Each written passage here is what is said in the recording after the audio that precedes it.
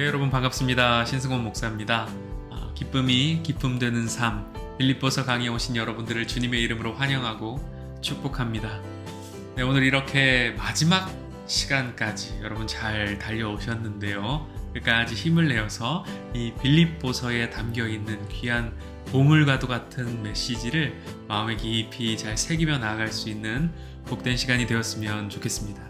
네, 오늘 4강 마지막 강의의 주제는 동역의 기쁨입니다. 동역의 기쁨. 동역의 기쁨이 무엇인지를 알기 위해서 우리가 먼저 동역이라고 하는 말의 의미가 무엇인지를 알아야 되겠습니다. 동역이란 무엇인가? 같을 동자, 힘쓸 역자를 사용해서 같은 목적을 가지고 함께 일하는 것을 동역이라고 합니다. 여기에 놈자자를 붙이면은 같은 목적을 가지고 함께 일하는 자, 동역자라고 하는 뜻을 가지게 됩니다. 영어로는 fellow worker라고 해서 함께 일하는 자라는 뜻이 이 동역자라는 뜻인데요. 이 헬라어로도 시네르고스라고 하는 말을 사용합니다. 골로새서 4장 11절과 요한 3서 1장 8절 말씀에 각각 이 시네르고스라고 하는 단어를 사용했습니다. 그 의미를 함께 살펴볼까요? 하나님의 나라를 위하여 함께 역사하는 자들, 이들이 동역자들이라고 하는 것입니다. 또 진리를 위하여 함께 일하는 자, 그 자가 바로 동역자라고 성경은 말씀하고 있습니다. 여러분, 앞선 내용들을 돌아보면 이 동역의 기쁨이라고 하는 것은 함께의 기쁨이라고 하는 사실을 발견할 수 있습니다. 다시 한번 볼까요? 동역, 함께 일하는 자, 함께 하나님 나라를 위하여 함께 역사하는 자들, 진리를 위하여 함께 일하는 자, 동역이라고 하는 말은 함께 하는 것을 의미합니다. 그래서 이 동역의 기쁨이라고 하는 것이 함께의 기쁨이라고 볼 수 있다는 것이죠. 하나님께서 우리 사람을 지으셨을 때 홀로 그렇게 내버려 두지 않으시고 독처하는 것이 좋지 않다고 여기셔서 하나님께서 아담에게 누구를 보내주십니까? 네, 하와를 보내주시죠. 사람은 지음 받았을 때부터 함께하는 존재로 지으심을 받았다고 하는 사실을 알 수 있습니다. 그러니까 사람이라고 하는 존재 자체가 그냥 홀로 그렇게 살아가는 존재가 아니라 함께 더불어서 살아가는 존재다 하는 것을 알 수 있습니다. 또 하나님께서는 이 하나님의 일을 이 사람들에게 맡기실 때에 함께 감당하도록 하셨습니다. 보시면은 모세와 그 모세의 동역자 아론과 훌입니다. 하나님의 일을 감당할 때에 홀로 그 일을 하도록 내버려 두지 않으시고 이렇게 함께 동역하도록 하셨다고 하는 것이죠. 여기다 한번 보십시오.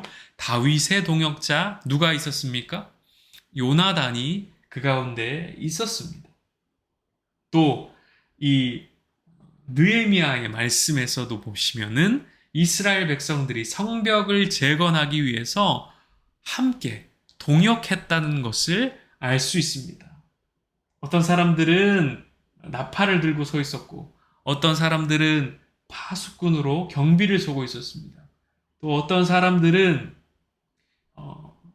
방해하는 자들, 회방하는 자들로부터 이 성벽 건축에 무리가 없도록 하기 위해서 그 주변을 지키기 위해서 칼과 방패를 차고 다니기도 했었습니다. 다양한 모습으로 이렇게 함께 동역하면서 그 일들을 이루어갔다 하는 사실을 우리가 말씀을 통해서 발견할 수 있다는 것입니다.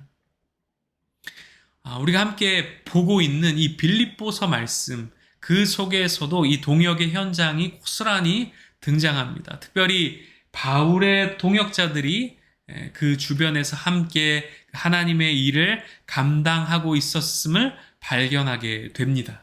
바울의 동역자 아굴라와 브리스길라, 누가와 디모데, 에바브로디도와 또 여기에는 나와 있지 않지만 바나바와 같은 그런 동역자들이 이 바울과 함께 하나님의 일들을 성실하게 잘 감당하고 있었음을 우리가 말씀 속에서 발견할 수 있다는 것입니다.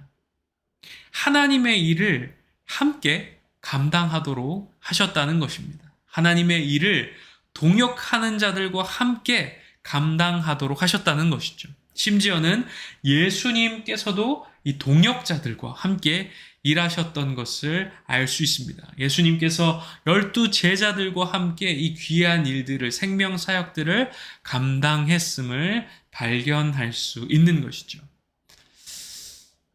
앞선 내용들을 우리가 이렇게 돌이켜보면서 결론 지을 수 있는 내용이 무엇입니까? 동역.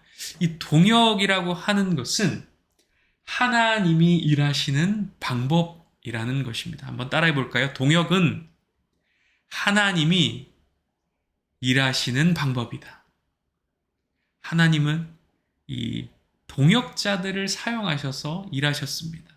동역이라고 하는 것은 하나님이 일하시는 방법이라는 것입니다. 그래서 여러분, 이 동역의 삶을 통해서 하나님께서 하나님의 나라를 확장하시고 복음을 왕성하게 일으키셨다고 하는 사실을 발견할 수 있는데요. 우리는 그것을 한마디로 교회를 든든하게 세워가셨다라는 말로 요약해 볼 수 있을 것입니다. 또한 이 동역을 통해서, 동역의 삶을 통해서 하나님께서는 우리에게 기쁨을 주십니다. 동역을 통해서 기쁨을 누리게 하신다고 하는 이 사실을 오늘 우리가 말씀 속에서 발견하게 될 것입니다. 오늘 이 말씀, 이 동역의 기쁨이라는 주제를 우리는 빌립보서 4장의 말씀을 통해서 묵상하게 될 텐데요. 동역을 통해서 교회가 든든히 설 것과 기쁨이 임할 것을 이 가운데 말씀하고 있습니다. 당시 빌립보 교회의 상황이 어땠습니까? 동역이 절실히 필요한 상황이었습니다. 여러분 2강의 내용을 기억하시는지 모르겠습니다. 2강에서 이 빌립보 교회가 처해 있었던 그 상황이 어땠는지를 살펴봤는데요. 빌립보 교회는 내부적으로는 분쟁이 있었고 거짓 교훈들로 인해서 그 교회의 분위기가 어지럽혀져 있던 그러한 상황이었습니다. 뿐만 아니라 이 외부적으로도 핍박과 박해가 늘 함께하고 있었던 위태로운 상황이었던 것이죠. 그래서 바울은 이 교회 분열의 위기를 극복하기 위한 지침으로 이들에게 권면한 말씀이 무엇이었습니까? 하나가 되라고 하는 것이었습니다. 빌립보 교회의 성도들이 하나 되어야 한다 하는 것을 바울이 강조했던 것입니다. 그런데 여러분, 이 2장에서 뿐만 아니라 지금 4장에서도 다시 한번 강조하고 있다는 것입니다. 무엇을? 바로 하나됨, 연합, 동역이라고 하는 주제를 이 4장에도 동일하게 말씀하고 있는 것입니다. 자, 4장에 들어서서 가장 먼저 바울이 언급한 말씀은 주 안에서 서라고 하는 말씀입니다. 같이 한번 1절의 말씀을 읽어볼까요? 시작! 그러므로 나의 사랑하고 사모하는 형제들, 나의 기쁨이요 면류가 아닌 사랑하는 자들아, 이와 같이 주 안에서 서라. 여기 주 안에서 서라 하는 말은 영어로 stand firm이라고 하는 말로 기록되어 있습니다. 여러분, stand firm이라고 하는 말이 뭡니까? 이 군사가 그 성을 지키듯, 병사가 성을 지키듯 굳게 서 있으라고 하는 말입니다. 흔들리지 않고 굳게 서 있는 모습, 그 모습이 stand firm의 모습인 것이죠. 빌립보 교회 성도들에게 여러분, 우리는 굳게 서야 합니다. 군사들과 같이 굳게 서야 합니다. 라고 강조하면서 말씀을 시작하고 있다는 것이죠. 그런데 여러분, 교회가 이렇게 든든하게 서기 위해서는 먼저 무엇이 필요하다는 것입니까? 우리 서로가 주 안에서 먼저 바로 서야 된다고 하는 사실을 강조하고 있습니다. 교회가 든든하게 먼저 서기 위해서 공동체가, 우리 각자가, 서로가 먼저 바르게 서 있어야 할 것을 말해주고 있는 것입니다. 그런데 여러분, 주 안에서 서라고 할 때에 가장 먼저 바울이 떠올렸던 인물들이 있습니다. 바울은 이 빌립보 교회의 두 여성 지도자들인 유오디아와 순두계에게 먼저 이 말씀으로 권면합니다. 여러분 2강에서 보았던 것처럼 이 둘은 어떤 이유에서였는지 계속적인 갈등을 빚고 있었습니다. 그 두 지도자들의 갈등은 그들을 따르는 무리의 갈등이라고 보아도 무방한 것이었죠. 무리가 갈등을 빚으면 어떨까요, 여러분? 교회 공동체가 하나가 될 수 있을까요? 그럴 수 없는 거죠. 그 안에서 두 분파가 갈리고 서로가 싸우고 분쟁하고 다투고 있다면 교회는 힘을 잃고 마는 것입니다. 교회는 약화되고 마는 것이죠. 그래서 바울이 이 4장 시작하는 이 1절 말씀에서부터 어떤 말씀을 권면하고 있습니까? 내가 유오디아를 권하고 순두계를 권하노니 주 안에서 같은 마음을 품으라. 주 안에서 같은 마음을 품으라고 이 둘에게 각각 권면하고 있는 것입니다. 쉽게 말해서 더 이상 다투지 말고 동역하라는 것입니다. 더 이상 자기 말만 하지 말고 자기 주장만 펼치지 말고 함께 마음을 같이 하여서 이제는 동역하라고 강력하게 말씀하고 있는 것입니다. 바울은 이 둘에게만 동역을 말한 것이 아니라 바울과 멍에를 같이 한 자에게 그들의 화해를 도울 것을 또한 요청합니다. 싸우지 마이소 그러고 있죠, 그죠?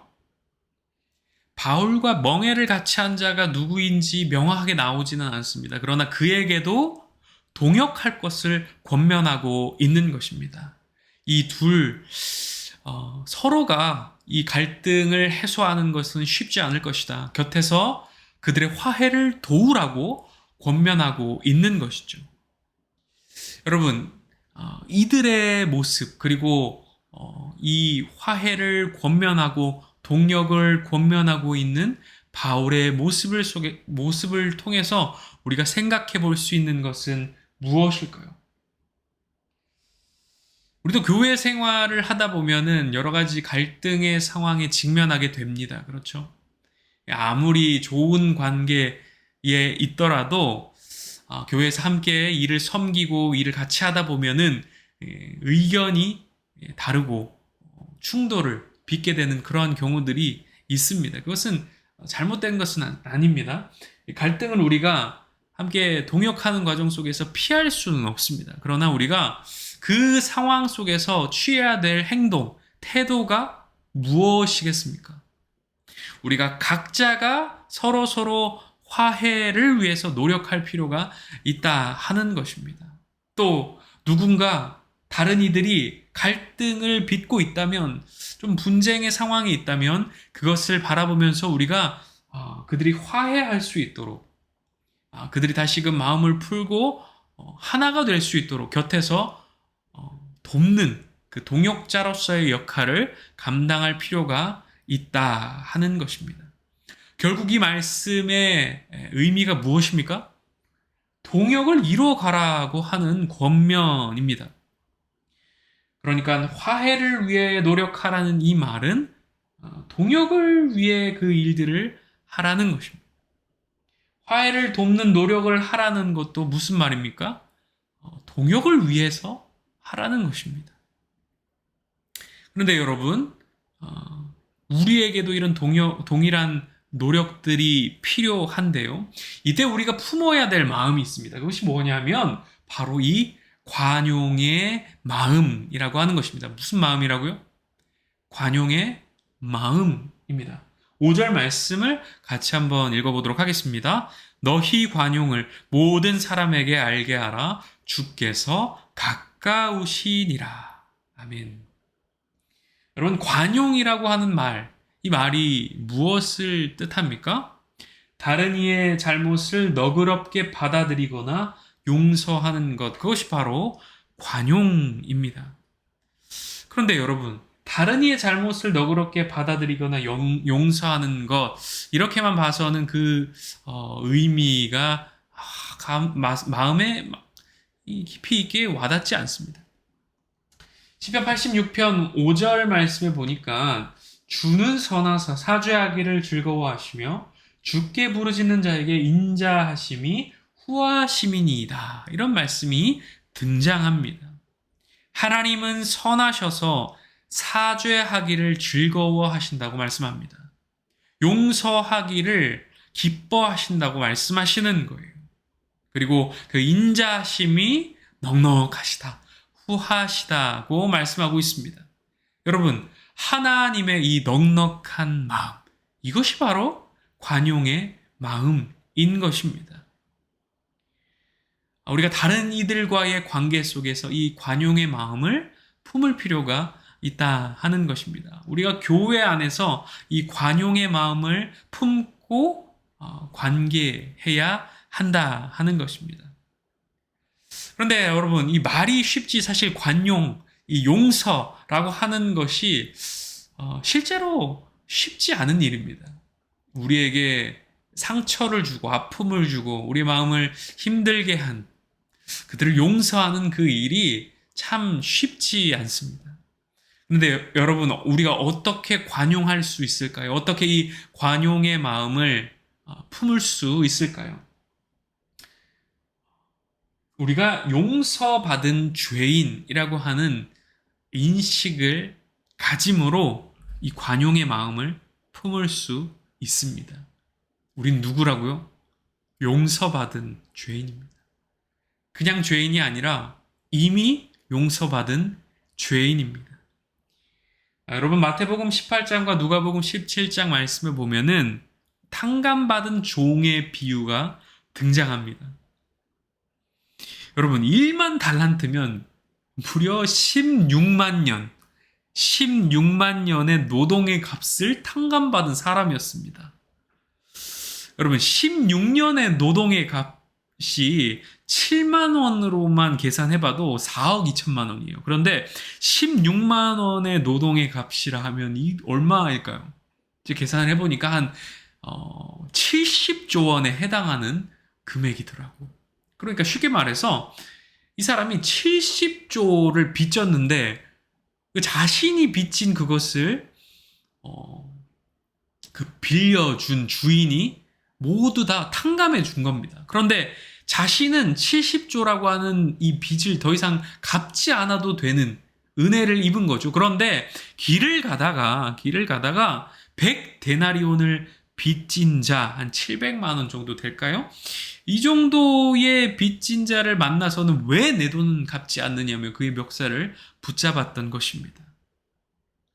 여러분, 이게 사실 말이 되는 이야기입니까? 자신은 70조라고 하는 돈을 그렇게 탕감받았는데 고작 700만 원 빚진 자에 대해서는 그렇게 자신이 넉넉한 마음을 품지 못했다니요. 말이 안 되는 이야기입니다.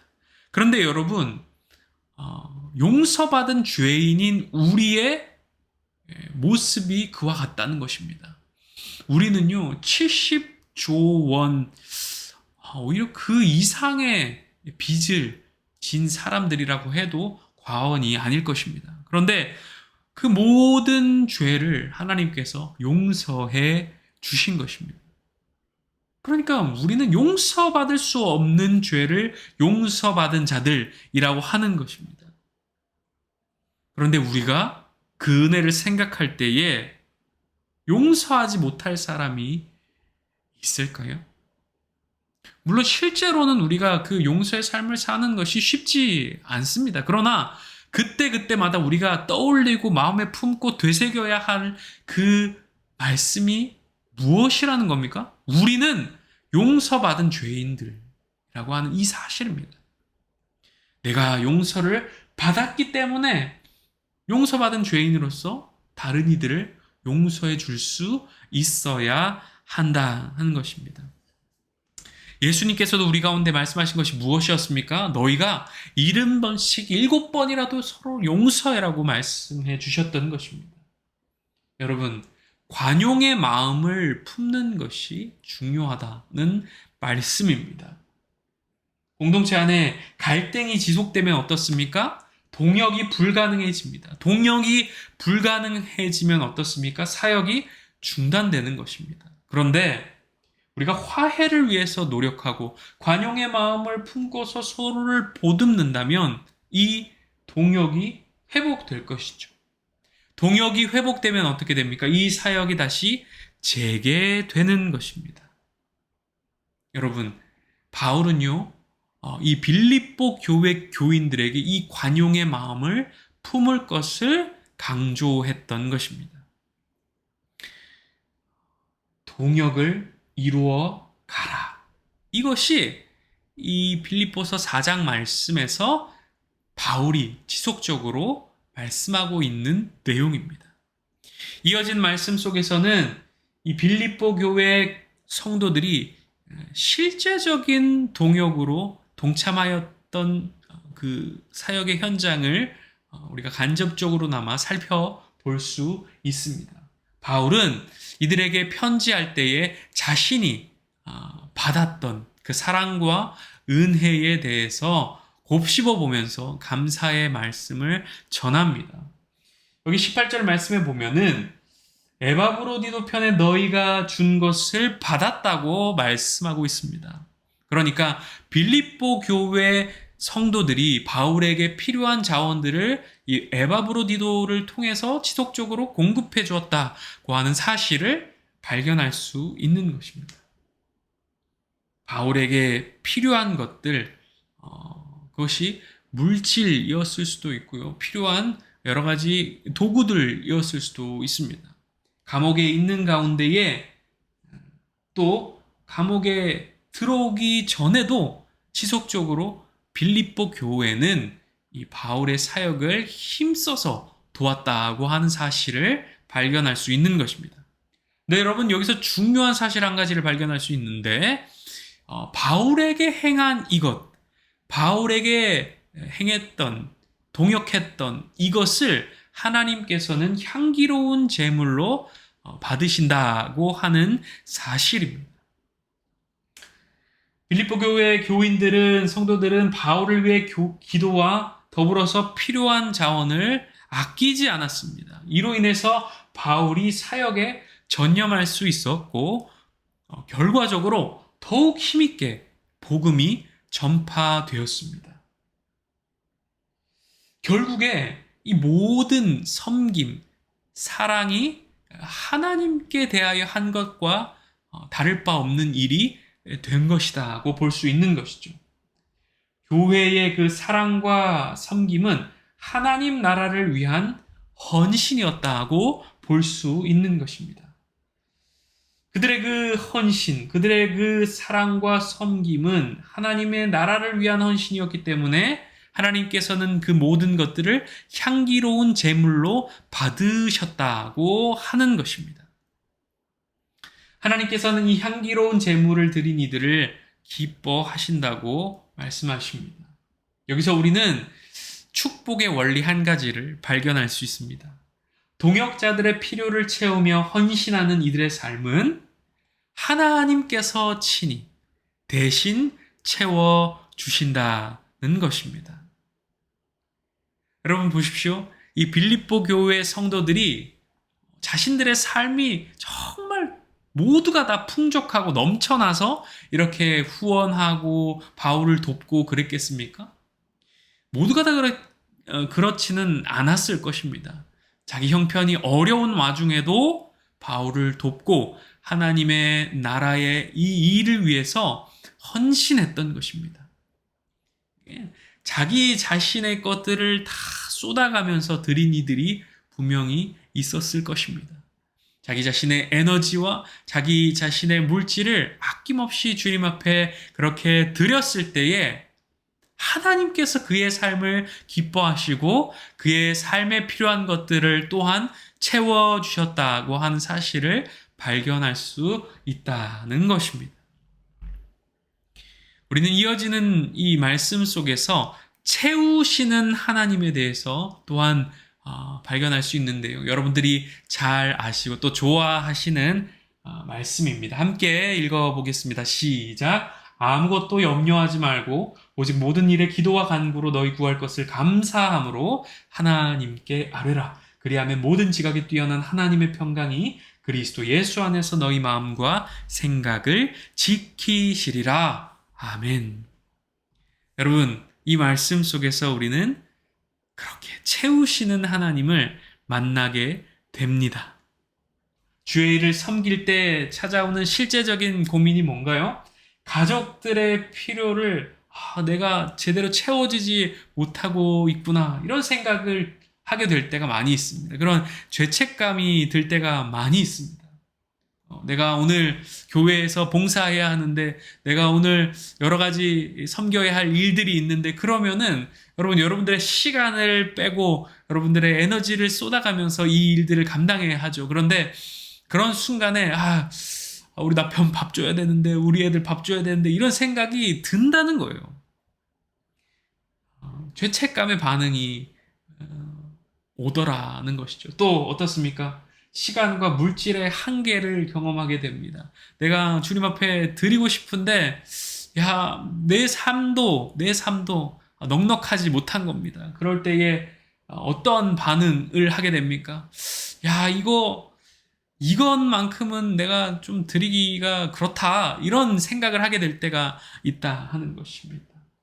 또 어떻습니까? 현실의 장벽을 자각하면서 회의적인 반응을 보일 때도 있습니다. 주님의 일을 섬길 때에 내가 이렇게 에너지를 쏟아가면서 하는데 그렇다고 해가지고 그 일들이 제대로 되겠는가, 이러한 회의적인 생각이 들 때가 있다 하는 것입니다. 죄책감의 반응, 인색한 반응, 회의적인 반응이 우리가 이 주의 일을 섬길 때 찾아올 수 있는 반응들이라고 하는 것입니다. 이것을 한마디로 염려 덩어리라고 표현할 수 있을 것입니다. 그런데 여러분, 그럴 때 바울이 뭐라고 권면합니까? 무슨 말로 이러한 상황에 있는 자들을 권면합니까? 아무것도 염려하지 말고 기도와 간구로 감사함으로 하나님께 아뢰라는 것입니다. 염려하지 말고 기도하라는 것입니다. 또 기도하라는 것입니다.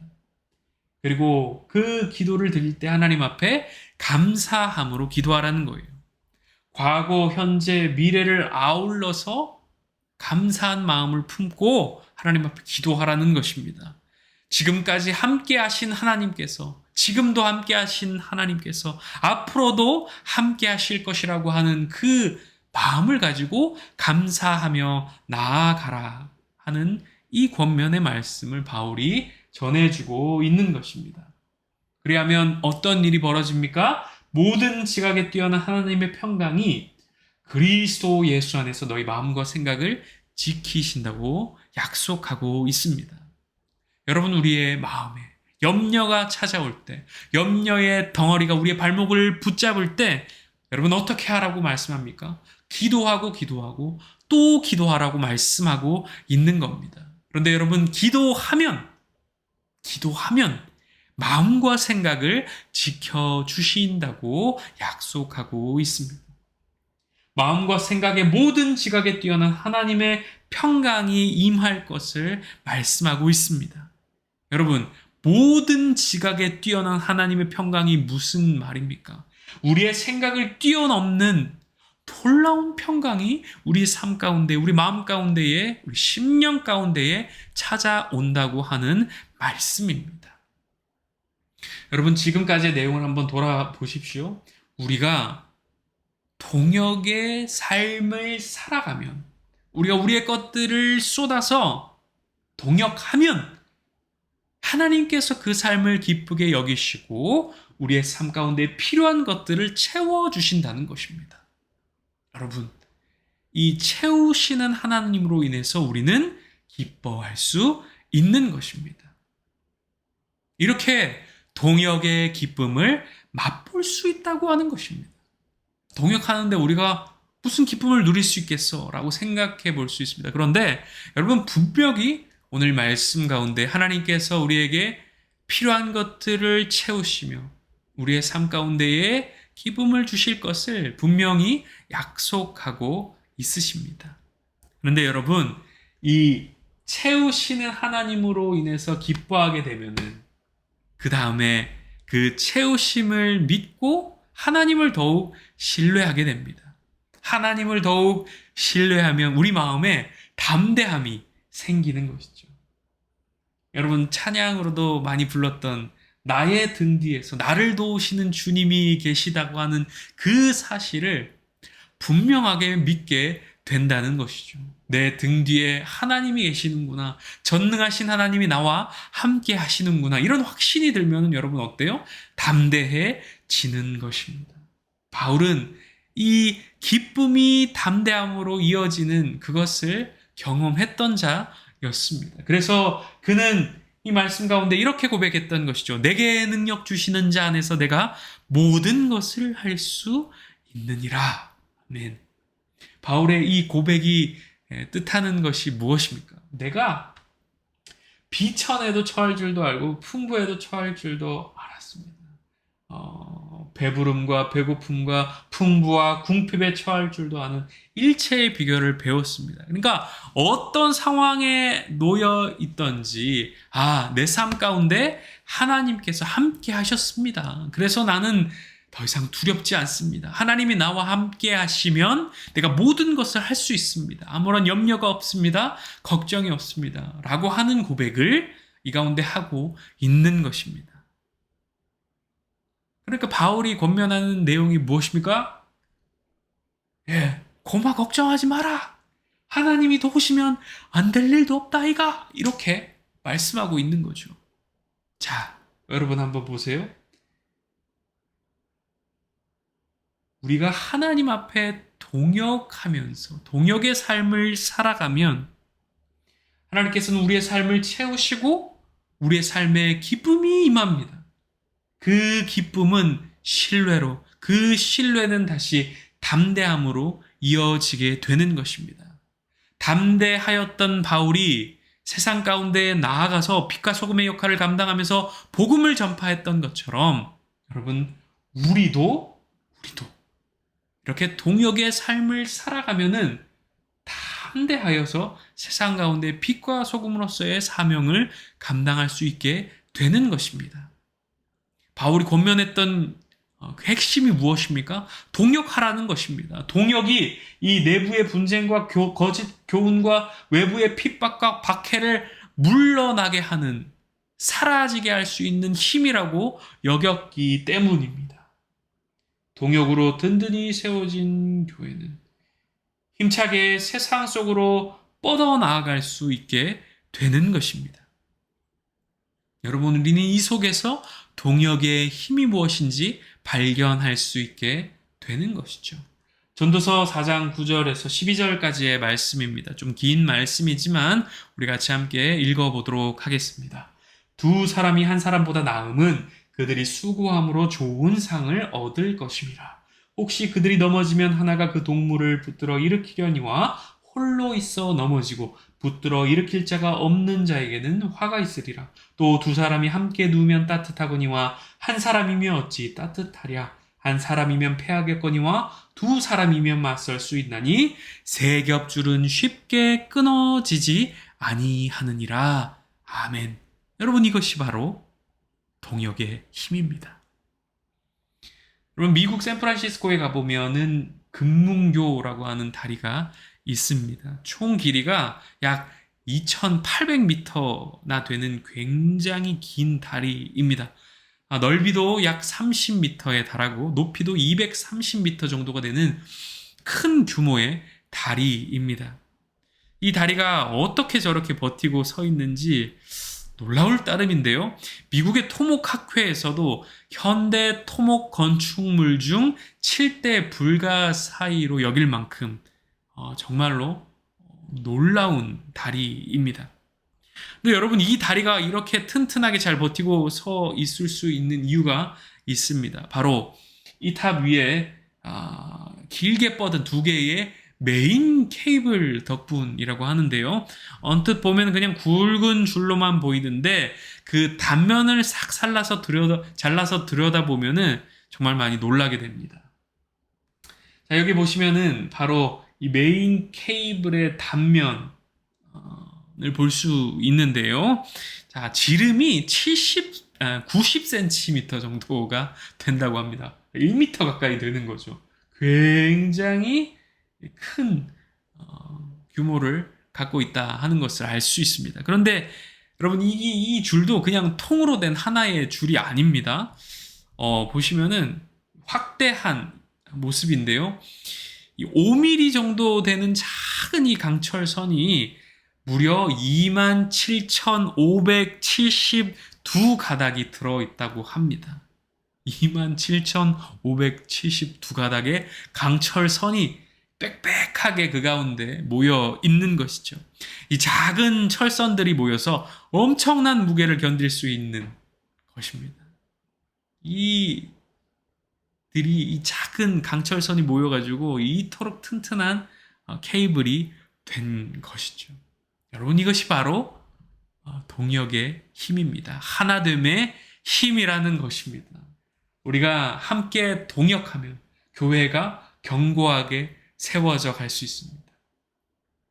교회가 견고하게 세워짐으로써 하나님 나라가 확장되고 영혼 구원의 역사가 왕성하게 일어날 수 있습니다. 성도들이 한 마음과 한 뜻을 이루어 나아갈 때 교회는 더 단단해지고 견고해질 것입니다. 이단과 이념과 세속의 풍파에도 무너지지 않고 흔들리지 않을 것입니다. 우리가 함께 연합하고 동역자로 각자의 자리에서 섬기며 헌신할 때 하나님 나라가 확장되고 영혼 구원의 역사가 더욱 왕성하게 일어날 줄로 믿습니다. 그런데 여러분, 이 역사가 바울에게는 어떤 의미를 가진다고 했죠? 기쁨의 의미를 가지고 있습니다. 여러분, 그의 고백을 한번 들여다보겠습니다. 그러면 무엇이냐? 거칠애로 하나, 참으로 하나, 무슨 방도로 하든지 전파되는 것은 그리스도니 이로써 나는 기뻐하고 또한 기뻐하리라. 여러분 보십시오. 그리스도가 전파되는 것이 바울에게는 어떤 의미라고 말씀하고 있습니까? 바울에게는 기쁨이라고 말하고 있습니다. 전파되는 것은 그리스도니 이로써 나는 기뻐하고 또한 기뻐하리라. 왜 기쁘죠? 왜 기쁩니까? 이렇게 그리스도가 전파되는 이것이 하나님의 기쁨이기 때문입니다. 여러분, 이 대목에서 우리가 함께 생각해 봤으면 좋겠습니다. 여러분, 우리는 우리를 위한 것만이 기쁨의 이유라고 생각하며 여기며 살아가고 있었던 것은 아닌가 하는 것이죠. 내게 득이 되는 것, 나의 상태가 좋아지는 것, 내 생활이 더 편해지고 안락해지는 것, 더 풍족해지는 것, 내가 그렇게 좋아지는 것, 나를 위한 것들이 그런 것들만이 기쁨의 이유였던 것은 아니었는가 하는 것입니다. 바울은요, 자신을 위한 것을 기쁨으로 여기지 않았습니다. 하나님께서 기뻐하시는 것을 자신의 기쁨으로 여겼습니다. 여러분, 우리도 하나님의 기쁨을 나의 기쁨으로 여길 수 있다면 바울이 누린 그 기쁨을 함께 누릴 수 있는 것입니다. 지금까지의 내용을 정리해 보겠습니다. 여러분, 동역을 통해서 하나님께서는 우리의 삶을 채워주십니다. 우리의 삶을 채우심으로 인해서 우리는 기쁨을 누릴 수 있습니다. 동역을 통해서 복음이 더욱 힘있게 전파됩니다. 그리스도가 전파되는 이 일이 하나님의 기쁨이기에 우리의 기쁨이 될 수 있는 것입니다. 여러분, 동역의 기쁨이 바로 이와 같은 것이죠. 동역함으로써 우리는 기쁨을 얻을 수 있게 되는 것입니다. 이러한 동역의 기쁨을 날마다 누리는 여러분 되시기를 주님의 이름으로 축복합니다. 여러분, 기쁨 되는 삶 4주간의 내용을 이렇게 모두 마쳤는데요. 고난의 기쁨, 섬김의 기쁨, 버림의 기쁨, 동역의 기쁨. 이 기쁨들은 사실 일반적인 기쁨이 아닙니다. 그냥 우리가 일상 속에서 느끼는 그런 기쁨과는 차원이 다른 기쁨인 것을 지금까지의 말씀을 통해서, 강의를 통해서 깨닫게 되셨을 것입니다. 이 기쁨은 그냥 기쁨이 아니라, 일반적인 기쁨이 아니라 깊이 있는 기쁨이라는 것입니다. 고난의 기쁨, 섬김의 기쁨, 버림의 기쁨, 동역의 기쁨은 깊이 있는 기쁨입니다. 그런데 여러분, 지금까지의 말씀을 돌아보면 그런 기쁨을 누릴 수 있는 비결이 있었음을 깨닫게 됩니다. 우리가 겸손의 삶을 살아갈 때, 사랑의 삶을 살아갈 때, 섬김의 삶을 살아갈 때, 그리고 하나님을 전적으로 의존하는 삶을 살아갈 때 우리가 이와 같은 깊이 있는 기쁨을 누리게 될 수 있다는 것입니다. 사랑하는 여러분, 기쁨이 기쁨되는 삶을 살아가시기를 소망합니다. 이것으로 모든 빌립보서 강의는, 그 내용은 마치지만 계속해서 매일 묵상의 말씀을 제공해드리고 함께 또 나누려고 합니다. 여러분들 채널에 오셔서 구독과 알림 버튼을 눌러주십시오. 알림 버튼을 누르셔야 이 동영상이 올라갔을 때 새로운 말씀이 이렇게 올라왔구나 하고 알게 됩니다. 그러니까 여러분, 여기에도 많이 동참해 주시고 앞으로도 말씀을 깊이 묵상하면서 풍성한 영적인 은혜를 누리면서 살아가는 여러분들 되시기를 바랍니다. 여러분, 그동안도 정말 고생 많으셨습니다. 수고하셨습니다. 앞으로도 은혜를 충만히 누리는 복된 인생이 되시기를 바랍니다. 감사합니다.